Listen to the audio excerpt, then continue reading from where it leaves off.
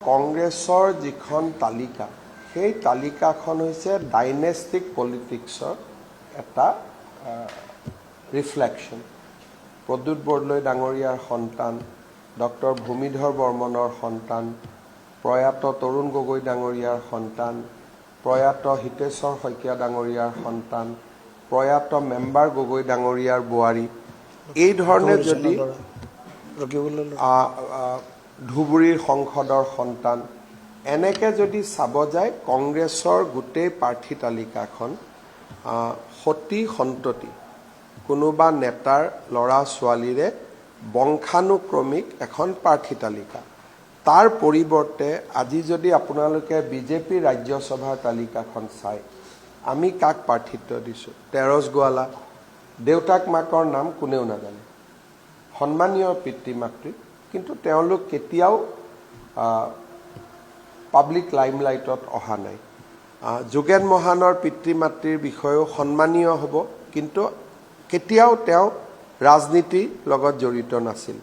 ভাৰতীয় জনতা পাৰ্টীৰ গোটেই লক্ষ্যটো হৈছে সাধাৰণ পৰিয়ালৰ সাধাৰণ ল'ৰা ছোৱালীক আগুৱাই দিয়া। সেইকাৰণে কংগ্ৰেছৰ লগত আমাৰ আদৰ্শগত পাৰ্থক্য আছে। কংগ্ৰেছ দলে সদায় ডাঙৰ নেতাৰ ল'ৰা ছোৱালীক টিকট দিয়াটো তেওঁলোকৰ এটা ৰাজনৈতিক কেৰেক্টাৰ, আৰু বিজেপিৰ ৰাজনৈতিক কেৰেক্টাৰটো হ'ল যে সাধাৰণ মধ্যবিত্ত বা দৰিদ্ৰ পৰিয়ালৰ ল'ৰা ছোৱালীক আমি ৰাজনীতিৰ পথাৰখনলৈ লৈ আহা। গতিকে ৰাজ্যসভাতে চাওক বা উপ নিৰ্বাচনতে চাওক, লোকসভাতে চাওক বা আমাৰ যিখন বিধানসভাৰ তালিকা ওলাব, ক'ৰবাত এটা দুটা বেলেগ কথা, কিন্তু 99% সাধাৰণ মধ্যবিত্ত আৰু নিম্ন মধ্যবিত্ত আৰু দৰিদ্ৰ পৰিয়ালৰ সন্তানকে আমি পাৰ্টীৰ মনোনয়ন দিম। এইটো হ'ল ডিফাৰেঞ্চ অফ পলিটিকেল কালচাৰ। আপোনালোকে কংগ্ৰেছৰ লিষ্টখন চাব আৰু বিজেপিৰ লিষ্টখন চাব, এই পাৰ্থক্যটো স্পষ্টকৈ আপোনালোকে দেখা পাব।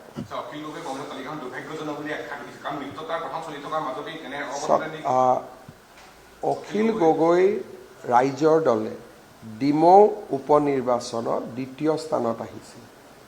যেনেকৈ আজি আমি ইয়াত আলোচনা কৰিছোঁ, এজিপিয়ে বিচৰা সম্ভাৱ্য তালিকাখন আমি আলোচনা কৰা নাই। কালি যেতিয়া নিৰ্বাচনী সমিতিৰ বৈঠকো হ'ব, এজিপিয়ে বিচৰা চিটকেইখন আমি আলোচনা নকৰোঁ। কিমান পাব নাপাব বেলেগ কথা, কিন্তু ৰাজনৈতিক দলে মিত্ৰ দলক সন্মান জনোৱাটো এটা নিয়ম। যেনেকৈ 3 দিন আগতে মই হাগ্ৰামা মহিলাৰী ডাঙৰীয়াৰ লগত দীঘলীয়াকৈ বহিছোঁ আৰু এটা চূড়ান্ত সিদ্ধান্তত আহিছোঁ। আমি আজি UPPL দলে যদি ৰাজ্যসভাত মনোনয়ন দিয়ে, আমি সমৰ্থনৰো আশ্বাস দিছোঁ। তৃতীয়তে ৰাভা হাছং যৌথ মঞ্চৰ লগতো মই এতিয়া ঘৰত তেওঁলোক বহি আছে, আলোচনা কৰিম। আৰু আমাৰ নিৰ্বাচনী বৈঠকৰ পূৰ্বে আমাৰ মিত্ৰ দল সংগঠন সকলোৰে লগত আমি আলোচনা কৰিহে কেণ্ডিডেট দিম। আজি বৰচলাত ৰাইজৰ দলে টিকট বিচাৰি আছিলে, মাহমৰা ডিমৌত ৰাইজৰ দলে টিকট বিচাৰি আছিলে, কিন্তু কংগ্ৰেছ দলে তাত প্ৰাৰ্থী দিছে। কালি হয়তো অখিল গগৈয়ে আত্মসমৰ্পণ কৰিব পাৰে, কিয়? অখিল গগৈক শিৱসাগৰ চিটটোত জিকিব লাগে। সেইকাৰণে অখিল গগৈ যে কংগ্ৰেছৰ লগত কাজিয়া কৰিব তাক মই নকওঁ, বাৰ্গেনিং কৰিছে, কিন্তু অখিল গগৈৰ গোটেই ৰাজনৈতিক ভৱিষ্যতটো কিহৰ ওপৰত নিৰ্ভৰ কৰিছে? শিৱসাগৰৰ ওপৰত। গতিকে তেওঁ শিৱসাগৰত কংগ্ৰেছ দলে প্ৰাৰ্থিত্ব দিলে তেওঁ নিজকে দুৰ্বল অনুভৱ কৰিব, আৰু সেইকাৰণে কংগ্ৰেছ দলে তেওঁক ব্লেকমেইলিং কৰি আছে।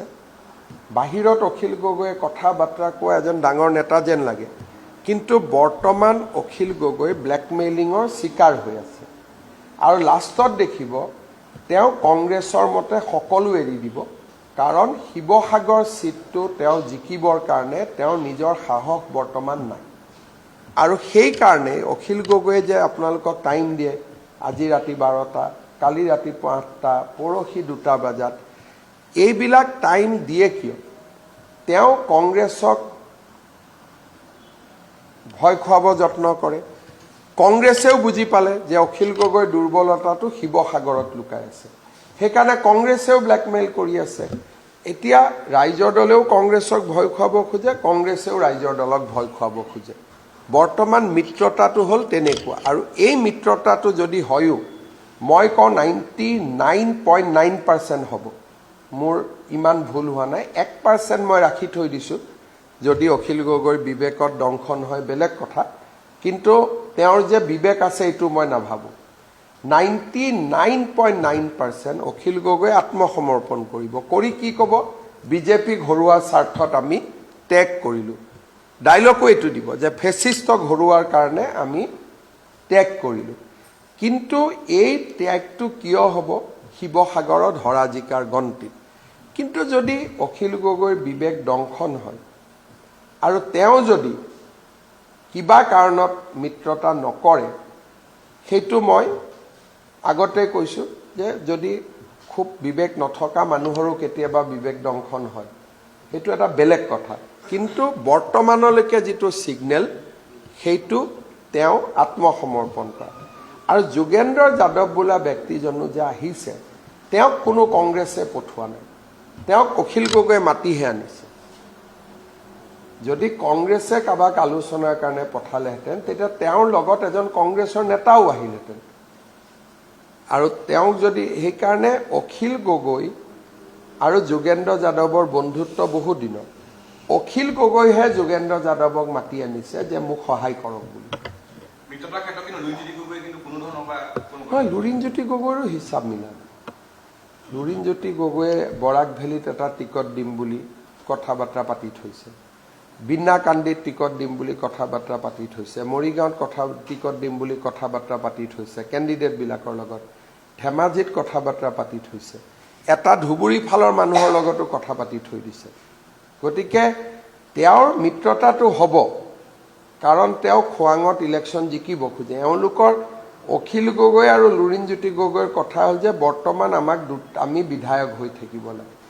মিত্ৰতা হ'ব, কিন্তু এই মিত্ৰতাবোৰ কেনেকৈ হ'ব যে তেওঁলোকে কংগ্ৰেছক আত্মসমৰ্পণ কৰি দিব, কাৰণ তেওঁলোকৰ বাকী বিকল্প একো নাই।